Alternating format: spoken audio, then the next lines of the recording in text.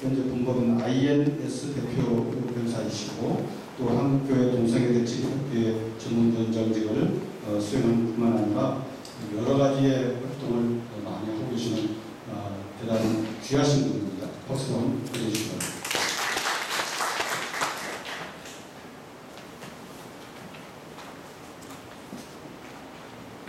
교회법학회에 처음 왔고요. 또 우리 존경하는 이상원 교수님의 발제문에 대해서 토론을 할 수 있는 정말 주셔서 감사합니다. 토론은 자료 63페이지입니다. 강력한 전염병 코비드19 확산 방지를 목적으로 하는 것을 이유로 해서 행정부가 교회의 집합예배를 중지를 권고하고 수칙을 지킬 것을 요구해 오다가 최근에 공료배 이외에 비용예배 같은 교회의 모임을 금지시키는 행정명령을 내린 바 있습니다.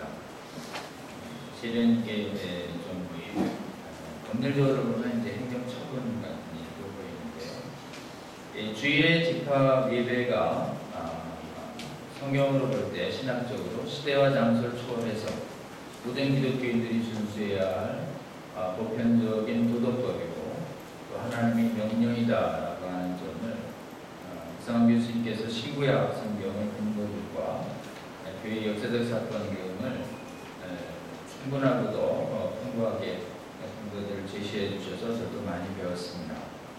또한 인간의 생명보호 이 부분 역시도 하나님의 명시적인 뜻이 있지 않는 한 다른 모든 가치보다 우선하는 것이 성경의 가르침이고 또 생명의 보호가 중대하고 긴급할 경우에 안식일의 계명 준수가 유도될 수 있다는 것도 성경의 가르침이라는 점을 명백하게 설명해 주셔서 또 저도 많이 배웠습니다.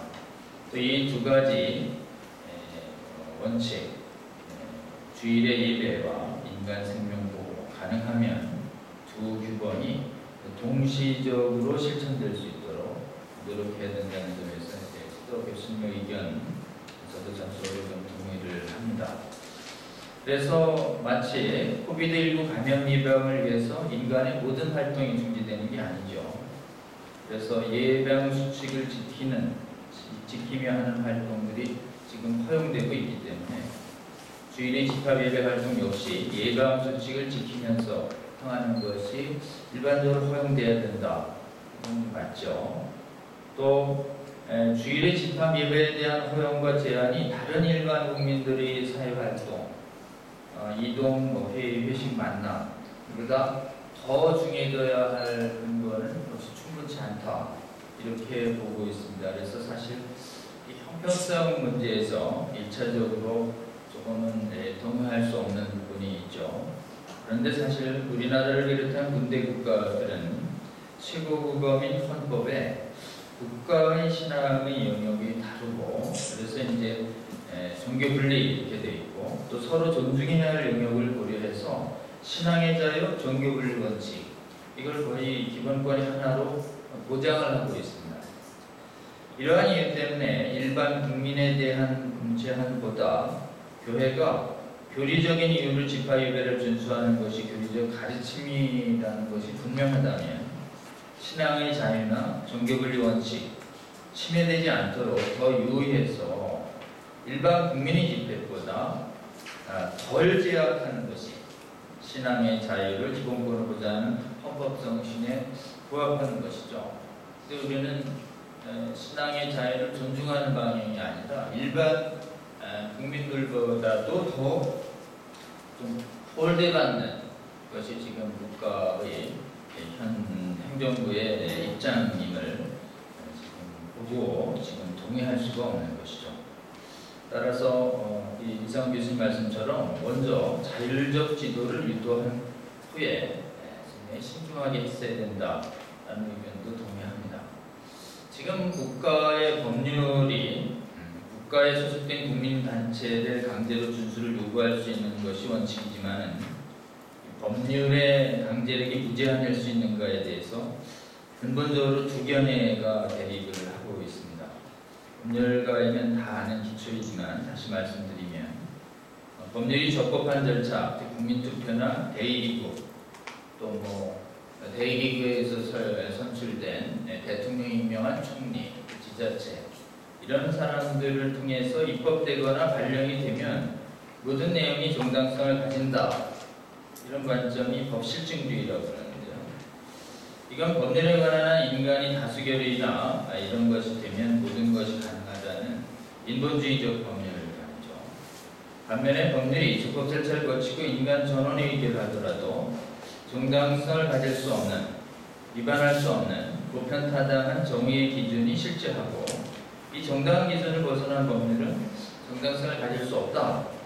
자연법주의라고 하는, 그리고 이는 법률 제정에 관한 인간의 능력에 한계가 있다는 점을 인정한다는 점에서 성경적 법률관과 상당히 부합을 하고 있습니다. 온갖 법률로 야만적인 유대인 학살 전쟁 이런 것들을 정당화했던 이 나치가 있었습니다. 독일 국가 전부 이 법의 이름으로 못된 짓을 했거든요. 그래서 2차 대전 이후에 이 법실중주의에 대한 반성이 일어나서 자연주의가 좀 사실은 주목됐었는데 인간의 능력의 한계를 설정하는 것을 싫어하는 교만한 인간들이 점점 더 법실중주의를 지지하게 돼서 지금은 전 세계에 다수 지지를 받는 법학사조는 법실중주의입니다. 그리고 진리에 있어서도 보편타당한 진리, 성경적인 영원한 진리 이런 것을 부정하는 상대적 진리관을 채택하는 포스트모더니즘이 현대 다수 인류들이 지지하게 되었죠.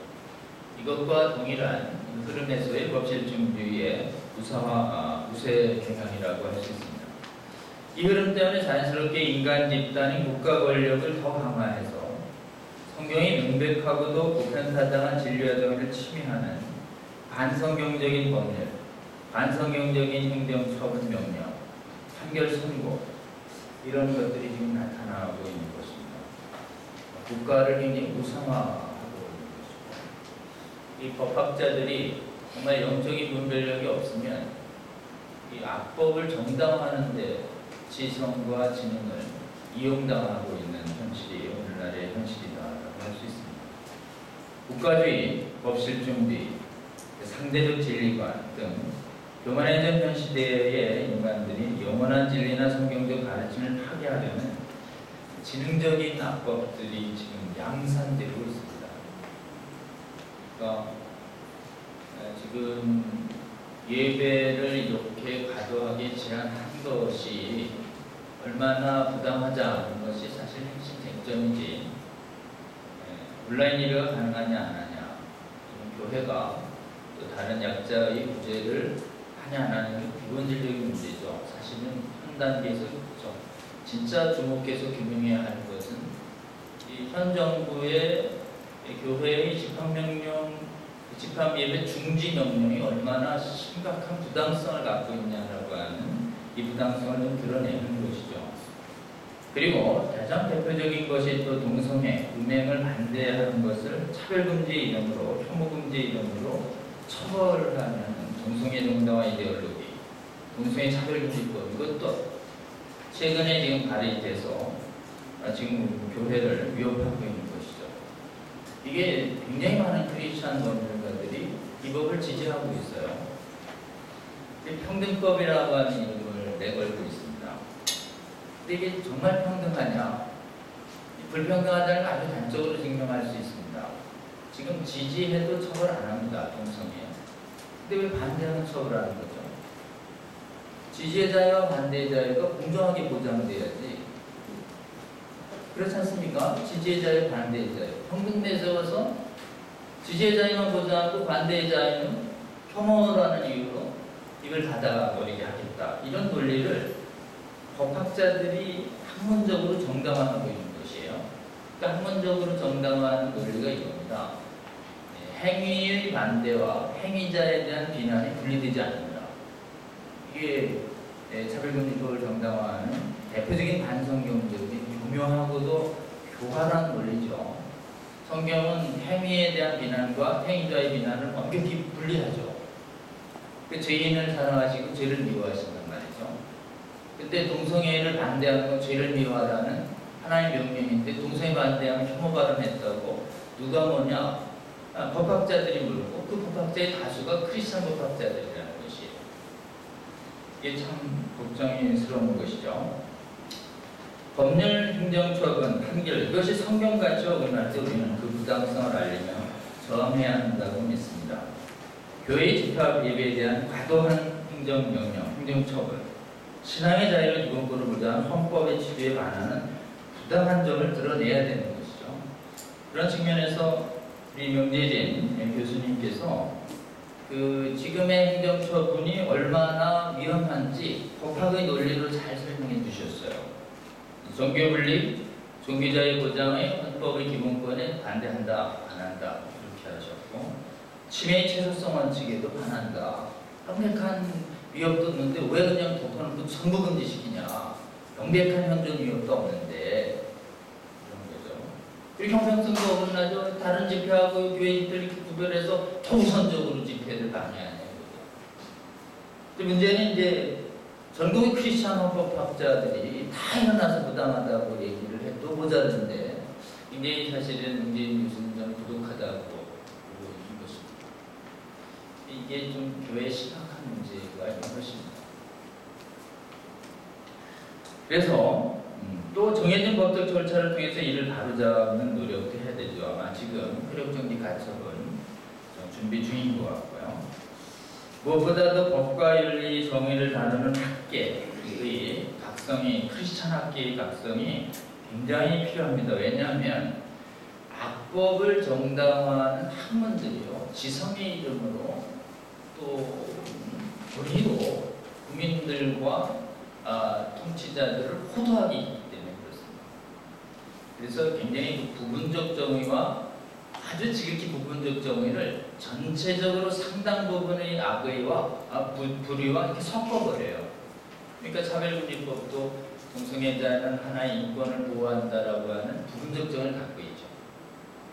그러나 실제로는 그걸 해석 적용하는 사례는 더 많은 부분에서 반대자 처벌의 실체를 갖고 있습니다. 그러니까 굉장히 많이 일반 국민들과 통치자들을 속일 정도로 아주 교활한 법학 학문들이 발달하고 있는 것이에요. 아주 교활한 윤리학이 발달하고 있는 것입니다.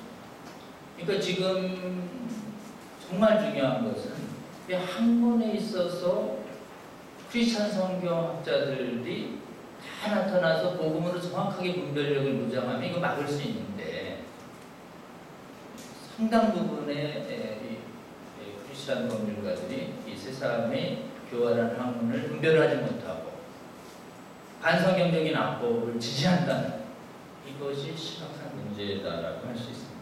그래서 지금 무엇보다도 지금 성경의 복음적 가치를 아주 학문의 이름으로, 법률의 이름으로 이렇게 훼손하는 법률과 학문이 많아지는 시대에 우리는 살고 있습니다. 그러니까 거의 거짓 법률, 악법은 사실은 있을 수가 없는 거죠. 원래는 법은 정의로워야 되는 거죠.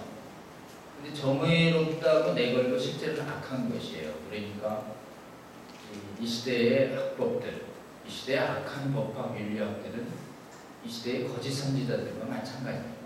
양의 옷처럼 다가오지만 그 속은 노력하는 일이기 때문에 정확하게 그 악법의 부당성, 악한 처분의 부당성 여기를 집중하지 않으면 표면적인 정당성이 있죠. 코로나의 예방을 위해서 교회도 협력해야 되는 거 아니냐. 이거 부분적 정의가 있죠. 그 교회 협력하는 이 대의를 위하는 게 아니라 집합명령 전체를 금지시킨 부당성을 드러내는 것이 우리는 핵심이다라고 할 수 있습니다. 그래서 무엇보다도 이런 그 거짓 선지자와 또는 거짓 이 교사들이 같은 이런 악법이 많아지는 이 시대에 복음의 가치를 지키는, 지금 교회가 복음의 가치를 지키는 법률 수호사역, 학문적으로 실문적으로 이 부분에 많이 일어날 필요가 있다 이렇게 생각합니다.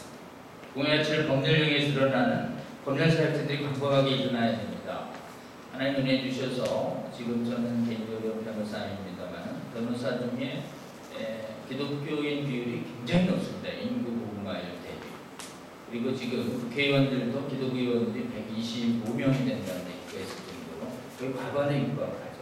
하나님 은혜 주셔서 크리스천들이 많이 재능을 받아가지고 전문인들이 많아요. 근데 문제는 이 전문인 중에 10%만 깨어나서 복음의 가치를 훼손시키는 규활하고 악랄한 학문과 악법에 맞선다면 얼마나 나라가 올바로 되는데 큰 도움이 되겠습니까? 이런 사역을 위해서 우리 교회도 박회가 만들어지고 또 활동하고 있는 것에 대해서 참 감사하다 이런 생각을 들고요.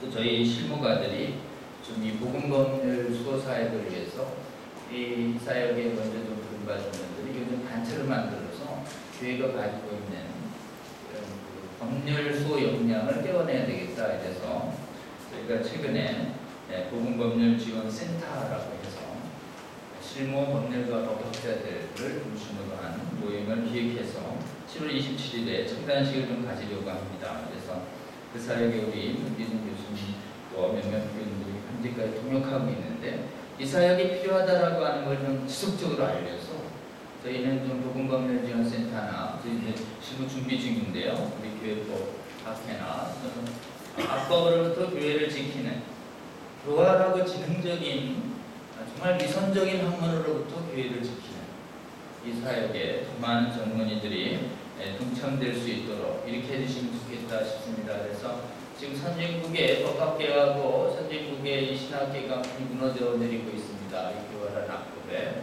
특별히 이 법신증주의 포스트모더니즘 시대에 국가를 전능화하는 국가우상주의에 정말 정의로운 법률의 이름으로 교회를 파괴하고 성경적 가치에 맞서는 이 악법에 무엇보다도 맞서는 정말 뜻있는 거룩한 지성인들, 학자들, 법학자들, 윤리학자들, 또 법률가들, 변호사들, 판검사님들 또는 이런 분들이 많이 나설 수 있도록 교회 복음 수호 법률 사역이 정말 간절히 요구되는 시대에 우리는 살고 있다. 그래야 하고 저희가 가지고 있는 지능으로 대부분의 이 교활한 지능들은 부분적인 아주 지극히 부분적인 정의를 가지고 전체와 복음을 흐리는 교활한 능력을 갖고 있습니다. 이번 사역들이 활발하게 일어날 수 있도록 좀 이렇게 함께 기도해 주시고 동참해 주시며 개인적으로는 우리 교회법 관계자분들과 지속적으로 동역하기를 희망합니다. 감사합니다. 네,